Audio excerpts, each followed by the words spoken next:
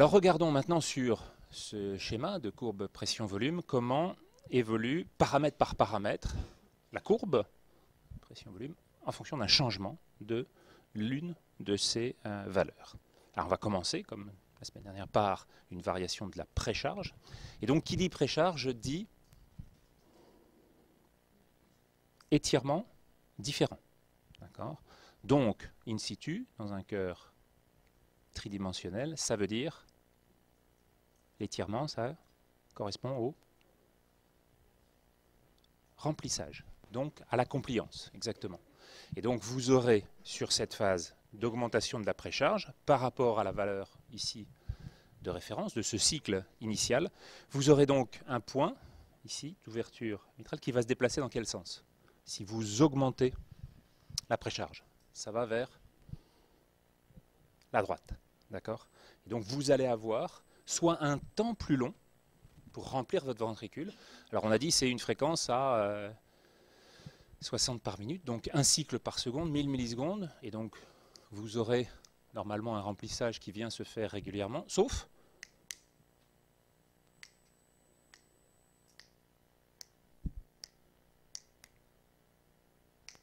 ce temps très long qui va suivre une extrasystole. Quand vous avez une extrasystole, très fréquemment, juste derrière, vous allez avoir un repos compensateur. Ce temps-là va être beaucoup plus long, et en général, les deux cycles très courts de l'extrasystole et du cycle post-extrasystolique, finalement, ces deux cycles-là représentent deux cycles normaux, grosso modo. Et donc, vous avez sur le deuxième temps un moment dans lequel le remplissage va avoir plus de temps, d'autant plus que le premier n'a pas été efficace. Et donc vous aurez à ce moment-là, sur une phase qui peut ensuite aller sur tout ce qui va concerner sur des troubles du rythme des pauses la nuit, lorsque vous êtes sous un tonus parasympathique important, votre cœur qui descend à 45 par minute, de temps en temps peut descendre un peu plus bas, voire même s'arrêter brièvement pendant 2-3 secondes. Ce temps-là, vous allez avoir un remplissage qui continue. Donc vous allez vous déplacer sur la courbe de remplissage diastolique et donc finalement ouvrir votre mitrale plus tard, à un régime de volume et de pression supérieur.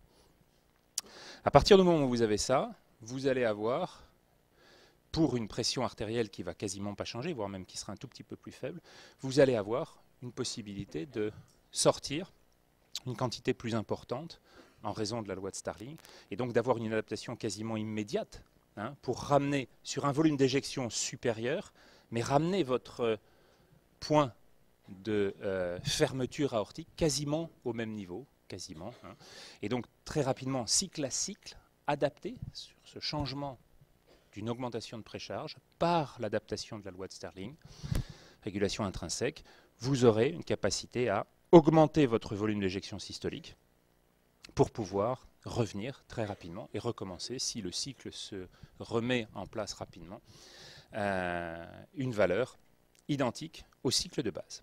D'accord? Donc, variation isolée de la précharge, on se décale vers la droite et avec une augmentation du volume éjecté immédiatement après ce cycle. C'est une application directe là, de la loi de Starling. Vous êtes plus distendu, vous êtes donc capable de vous contracter et de dégager une tension supérieure. Cette tension supérieure sur un volume supérieur s'applique immédiatement et s'entraîne une augmentation du volume éjecté. Volume d'éjection systolique VES. Voyons maintenant ce que va donner une augmentation isolée de la post-charge. Alors on se met toujours dans des conditions théoriques. Le fait d'être isolé sur un seul paramètre ne se voit quasiment jamais en situation réelle. Mais sur des situations expérimentales, ça nous permet d'insister sur des points particuliers. Et donc on va regarder sur cette variation isolée de la post-charge à partir d'un état initial classique de notre cycle de pression-volume ventriculaire. On va avoir une valeur qui va porter sur quel indice? La diastole, on vient de l'avoir sur le remplissage. La diastole sur le remplissage, c'est plutôt de l'amont, et c'est donc, si c'est du remplissage, c'est plutôt de la précharge. Ça ne va pas être sur le temps de l'éjection, ça va être sur la valeur à laquelle va se situer la pression qui règne où? Non. La pression qui règne dans l'aorte. Hein. Rappelez-vous que la post-charge, c'est ce contre quoi on travaille. C'est ce qui nous empêche, c'est ce qui résiste. Donc c'est l'opposition qu'on va avoir, dans lequel il va falloir forcer pour éjecter ce volume ventriculaire. Donc le régime de pression aortique, il est caractérisé par ce point-là. Celui de l'ouverture aortique. Et donc, il va se déplacer vers le haut ou vers le bas. S'il y a une augmentation de la précharge, la pression dans l'aorte va être supérieure. Donc, le temps ou le chemin que vous devez parcourir pour dépasser cette valeur va être supérieur. Et donc, vous allez augmenter votre valeur de post-charge. Et donc, la capacité à commencer le cycle va se décaler vers le haut, et donc vous aurez un travail de contraction isométrique supérieure à fournir, sans pour autant réaliser ce pourquoi vous êtes fait, c'est-à-dire participer au débit cardiaque, participer à l'éjection. Toute cette phase-là, entre ces deux points-là, va vous coûter cher en énergie pour lutter, pour monter encore un peu plus haut, et pourtant vous n'avez pas d'efficacité globale sur l'ensemble de l'organisme, qui est celui de réaliser un cycle de perfusion tissulaire. Celui-là, vous ne l'avez pas fait. Par contre, vous montez progressivement en tension. Et donc, du coup, comme vous ne changez pas, on est dans une valeur d'augmentation isolée de la post-charge. Comme vous ne changez pas cette valeur d'élastance télésystolique, quel va être le volume éjecté? Comment sera-t-il? Plus grand ou plus petit? Plus grand, pourquoi? Parce que vous allez sur la droite? On ne va jamais sur la droite. Hein. Le cycle, il se fait toujours dans le même sens. Hein. Et bien ce ne sera pas un volume constant, justement. Vous allez vous trouver tout de suite dans le plafond de la courbe d'élastance. Autrement dit, vous allez devoir monter et puis gérer à un niveau qui n'a pas changé parce que vous n'avez pas modifié les autres paramètres. Et donc, du coup, vous arrivez tout de suite sur la valeur maximale ouverte. Et très vite, les deux changements de pression dans l'aorte et dans le ventricule se font et finalement ramènent à des valeurs supérieures de la pression artérielle systolique elle aussi. La quantité, la valeur de la pression qui règne dans le conduit dans lequel vous éjectez, et donc finalement ça vous empêche d'avoir tout le temps nécessaire pour l'éjection, et ça vous intime de fermer, d'occlure votre valve aortique plutôt que dans le cycle normal. Autrement dit, le volume d'éjection systolique dans ce cas-là sera plus faible. D'accord? Quelle va être du coup votre adaptation? Vas-y, redis-le. La fréquence. Tu peux jouer sur la fréquence. Une stimulation sympathique qui, lorsqu'elle te dit défaut de débit cardiaque, on augmente. Oui, celle-là est extrinsèque au cœur. Elle est intrinsèque à l'organisme total, mais elle n'est pas cardiaque. Il y a un mécanisme qu'on a vu juste avant qui va continuer à jouer, qui peut jouer là-dessus. C'est lequel? On n'en est pas là. Ça, c'est sur du long terme. Là, on va regarder juste des adaptations de court terme. Tu vas avoir comme résultante de tout ça une hypertrophie myocardique, parce que c'est un travail continu long si tu ne peux pas aller contre cet état de fait. Et ça va être le cas dans l'hypertension artérielle, très classiquement. C'est pas ça ici. Ça, c'est du si classique que je vous demande maintenant. Lequel? Non, ça non plus. Ce n'est pas du tout un cycle physiologique attendu. Mais par contre, c'est le mécanisme qui suit l'extrasystole que je veux vous voir utiliser et qui va réellement se mettre en place. C'est-à-dire que vous allez jouer sur l'augmentation du remplissage, et donc l'augmentation, non pas en changeant la compliance, mais en vous décalant sur la courbe de compliance et en allant chercher un temps de remplissage plus long, mais malheureusement à des valeurs de volume et des valeurs de pression de repos supérieures. Autrement dit, vous allez décaler vers la droite votre cycle, qui est lié initialement à une valeur isolée de la post-charge, et vous allez donc travailler à des valeurs plus élevées de pression. Est-ce que c'est bon pour le cœur, ça? Pas franchement. Pas franchement. Et globalement, pourquoi? Si vous vous souvenez de ce qu'est la mesure du rendement cardiaque, c'est la valeur, ce qui est inscrit dans le cercle, dans le cycle pression-volume, sur la surface totale. Si vous décalez l'ensemble de votre cycle vers la droite, qu'est-ce qui se passe sur le rendement? Ben, il diminue. Vous allez décaler, en admettant que ce cycle soit de la même taille, vous allez décaler de plus en plus. Donc la surface S, elle est de plus en plus loin de l'origine, de plus en plus grande. Et donc, cette valeur de base, sur laquelle le coût total va s'exprimer, finalement, est de plus en plus faible. Donc le rendement va baisser. Un cœur qui travaille à un rendement faible est un cœur qui est progressivement en train d'évoluer assez mal. Donc, cette adaptation, malgré tout, va se faire au détriment du long terme, mais sur le court terme, c'est un des points qui met en jeu immédiatement une des possibilités, Starling, d'utilisation de la précharge comme réponse à l'augmentation de post-charge. D'accord ?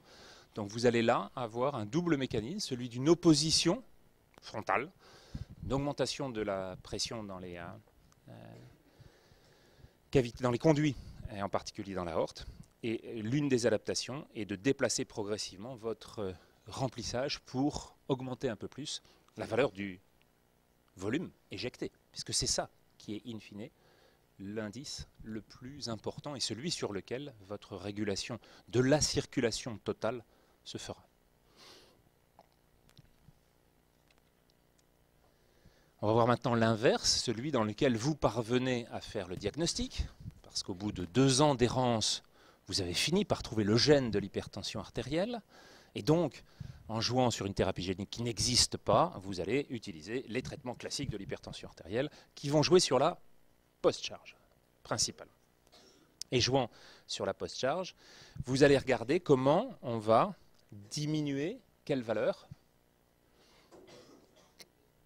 de la pression aortique, et donc principalement comment ce point va se décaler vers le bas. C'est juste l'inverse de ce qu'on vient de voir. Une augmentation de la post-charge élève ces valeurs de pression. Une diminution de la post-charge, en utilisant en particulier des médicaments qui vont jouer sur les artérioles et qui vont donc permettre une relaxation, donc diminuer la pression dans l'ensemble du circuit, et sur l'ensemble du circuit, faciliter l'écoulement. Et donc, qui dit facilitation de l'écoulement, dit un travail beaucoup plus tranquille pour le myocarde. Pourquoi? Parce qu'à partir de ce moment-là, sans changer les courbes d'élastance télésystolique, vous avez une capacité à éjecter beaucoup plus facilement ce qui se passe. Ce qui rentre dans votre ventricule en sort aisément. Et donc on va avoir sur cette capacité-là, qui est bien, je vous le répète, la cible d'un grand nombre de traitements de l'hypertension artérielle, que ce soit les IEC, que ce soit les ARA2, que ce soit tout ce qui va jouer sur la vasorelaxation distale, à ce moment-là, vous aurez une facilitation de votre travail cardiaque. En jouant sur la post-charge, vous facilitez le travail de la pompe. D'accord ? Ce n'est pas la cible de votre traitement, ce n'est pas en jouant sur le cœur que vous allez traiter l'hypertension, c'est en jouant sur les vaisseaux. Mais en jouant sur les vaisseaux, en leur donnant plus de souplesse, plus de facilité, moins de résistance, donc moins de pression dans l'ensemble du système, à ce moment-là, votre cœur travaille beaucoup plus facilement. Et donc, il va avoir une qualité, une capacité à jouer sur des régimes de pression plus faibles, en décalant vers la gauche, et avec une valeur d'éjection plus importante. Donc, à ce moment-là, il peut jouer sur des fréquences cardiaques plus faibles, toujours pour répondre aux mêmes valeurs de débit. L'ensemble est excellent. Sur quel paramètre va jouer une augmentation de la contractilité maintenant? Sur quel point, ou sur quelle courbe, ou sur quel élément du système? Une augmentation de la contractilité, c'est l'ensemble du cœur qui, pendant l'éjection notamment, va réaliser un déploiement de ses capacités supérieures. Vous allez lui demander de travailler à vitesse plus importante qu'il ne le fait habituellement. Et donc, vous allez décaler quelle courbe? La courbe d'élastance télésystolique VG.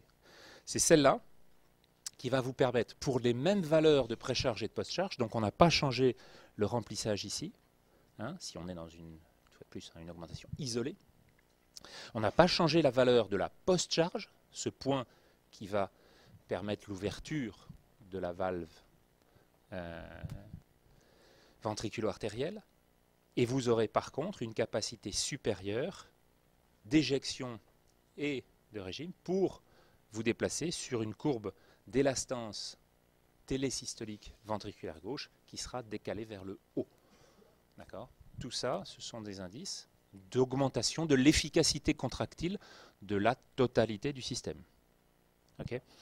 Et ça, c'est une valeur qui vous définit ce qu'est l'effet propre du cœur, hein, porté par le cœur, et c'est donc un effet inotrope positif. Ça, c'est les caractéristiques principales, parmi toutes celles qu'on va voir au fur et à mesure aujourd'hui. Fonction et l'effet inotrope positif, on joue sur la contractilité. Si c'est par contre un effet inotrope négatif, vous allez diminuer cette capacité contractile. Vous aurez des effets qui vont jouer sur le temps, et donc les effets de fréquence, ce seront des effets qui seront dits chronotropes, positifs ou négatifs, positifs en accélérant la fréquence, négatifs en la ralentissant. Et puis d'autres effets qu'on va regarder en particulier sur la relaxation, l'usitrope notamment. Ça, c'est l'effet d'augmentation de contractilité, effet inotrope positif. On va regarder l'inverse, celui d'une diminution de la contractilité. Donc vous comprenez bien maintenant que la pente de la courbe d'élastance télésystolique ventriculaire gauche sera vers le haut ou plutôt vers le bas, hein. On est d'accord? Donc dans cette phase-là, un effet inotrope négatif va au contraire avoir tendance à vous ramener sur un plafond plus bas et donc limiter vos capacités d'éjection, limiter vos capacités d'adaptation, limiter vos capacités contractiles pour l'ensemble du myocarde. Et donc vous aurez dans cette phase-là, immédiatement, sans changer la compliance, vous aurez une réduction du volume éjecté à chaque systole. Okay, vous comprenez bien que si vous arrivez beaucoup plus vite à votre plafond, ben à ce moment-là, vous avez des échanges qui se font entre pression aortique et pression ventriculaire, et donc vous avez une fermeture aortique qui se fait plus tôt, et donc vous aurez un volume éjecté qui sera plus faible.